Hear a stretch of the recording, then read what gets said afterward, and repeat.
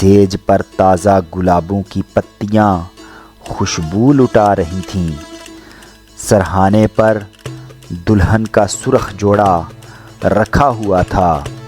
वजाहत ने उसके शाने पर हाथ रख कर कहा, तुम मेरी हो, मैं तुम्हारा हूँ। आज हमारे रिश्ते को एक नाम, एक पहचान दे दो। वो बिस्तर के पास आया, फिर सुर्ख जोड़ा उठाकर उसे देते हुए बोला, लो मेरी दुल्हन बन जाओ, मैं बाहर जा रहा हूँ, कोई आधे घंटे बाद आकर दस्तक दूंगा। वो कमरे से बाहर आया। सुल्ताना ने दरवाज़े को अंदर से बंद कर लिया। वो कोठी के मुख्तलिफ हिस्सों में आकर खिड़कियों और दरवाज़ों को चेक करने लगा। वो सब अंदर से बंद थे। बाहर से कोई मुसीबत नहीं आ सकती थी। छत मजबूत थी। ऊपर से कोई अजाब नाज़िल नहीं हो सकता था। ये इत्मीनान पहले से था, फिर भी उसने वक़्त गुजारने के लिए और इत्मीनान हासिल कर लिया।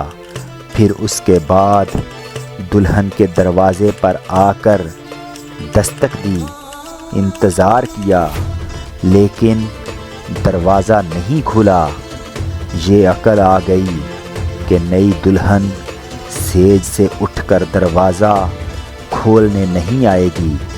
उसने हल्का सा दबाव डाला तो वो खुल गया। वो फूलों की सेज पर घूंघट निकाले बैठी हुई थी। नज़र नहीं आ रही थी, मगर जज्बों को धड़का रही थी।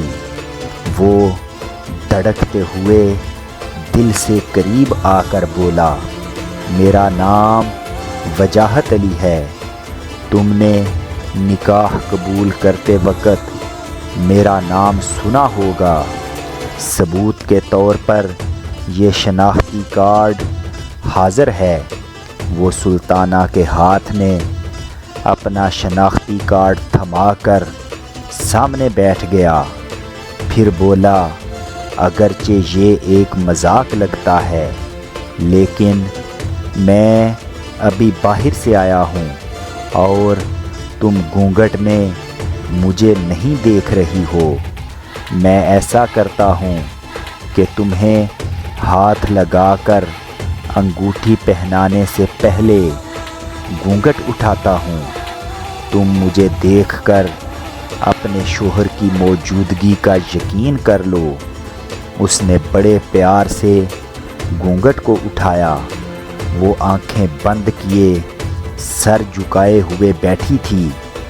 उजलत में पूरी तरह दुल्हन का सिंगार नहीं कर पाई थी, फिर भी कुदरती हुस्न झलक झलक कर उसे दीवाना बना रहा था। वो बोला, मुझे देखो, मुझे पहचानो। उसने आंखें नहीं खोली, शर्मा कर और गर्दन झुका ली। वजाहत ने कहा, समझ गया, शर्मा रही हो।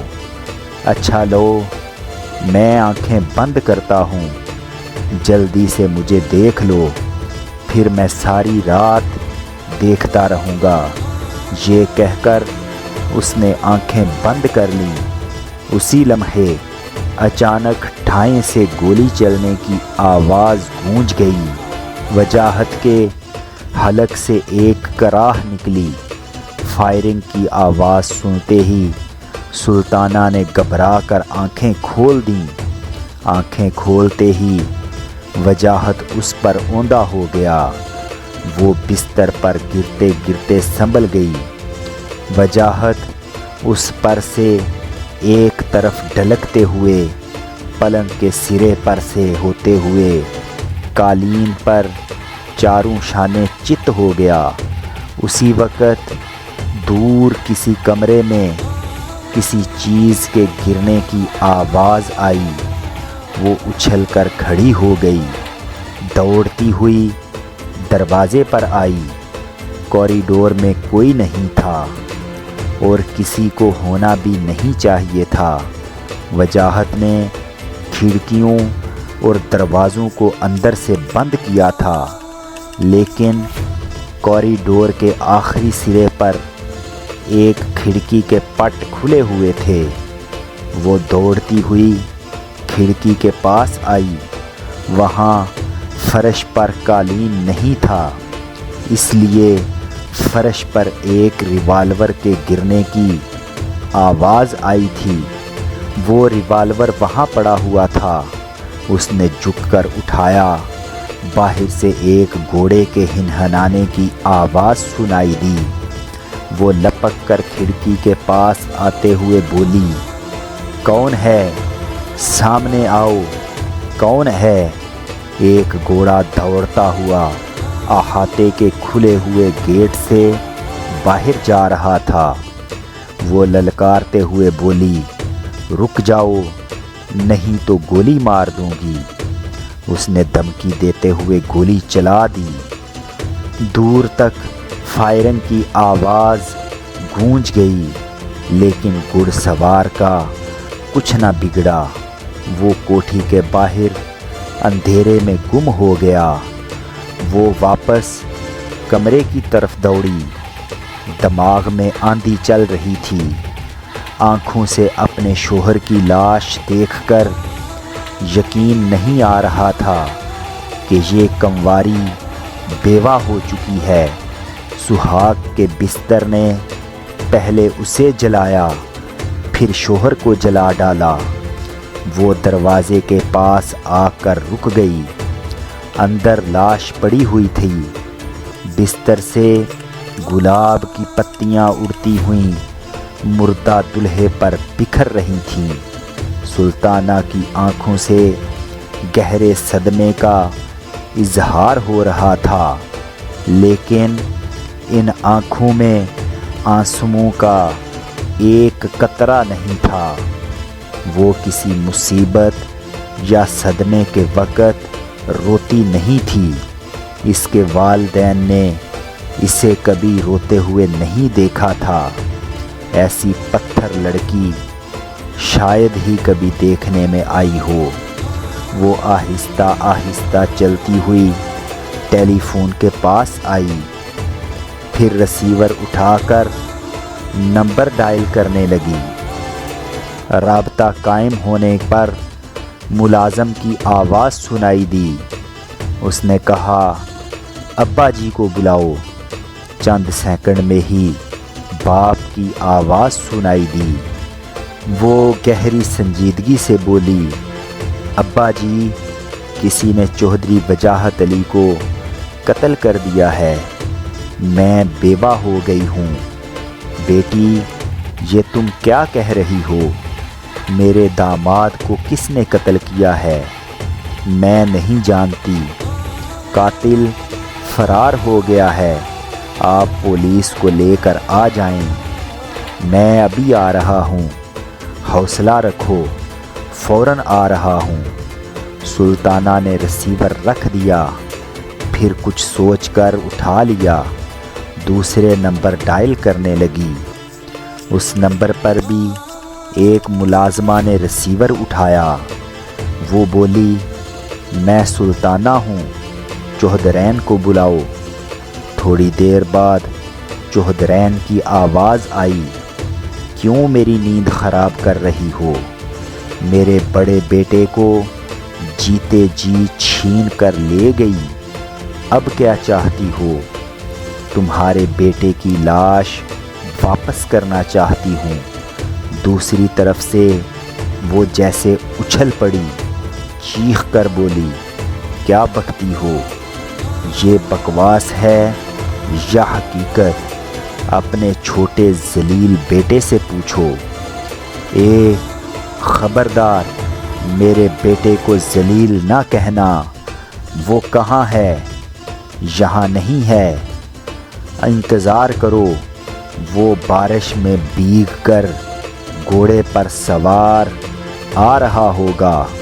सुल्ताना ने रिसीवर रख दिया। दूसरी तरफ चौधरैन ने कहा, ہیلو ہیلو، ماں کا دل رونے لگا، آنکھیں بھی رونے لگیں۔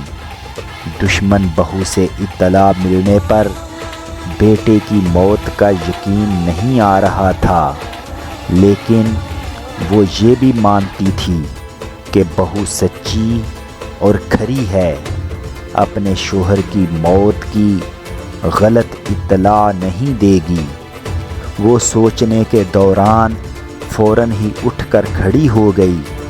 باہر بارش کے شور میں گھوڑے کے ٹاپوں کی آوازیں آ رہی تھیں۔ وہ تیزی سے چلتی ہوئی بیرونی دروازے پر آئی، پھر اسے کھول کر دیکھا۔ شرافت گھوڑے سے اتر رہا تھا اور سائس سے کہہ رہا تھا، اسے استبل میں لے جاؤ اور خبردار یہ کسی سے نہ کہنا کہ ہمارے استبل کا کوئی گھوڑا رات کو باہر نکالا گیا تھا، یا پھر کہہ دینا آج رات تم چھٹی پر گئے تھے، اسے استبل میں باندھ کر چھٹی پر چلے جاؤ۔ سائس گھوڑے کی لگام پکڑ کر لے گیا۔ شرافت بارش میں دوڑتا ہوا حویلی کے برآمدے میں آیا، مگر کھلے ہوئے دروازے کو دیکھ کر ٹھٹک گیا۔ پھر تیزی سے ماں کے پاس سے گزرتا ہوا حویلی کے اندر آیا۔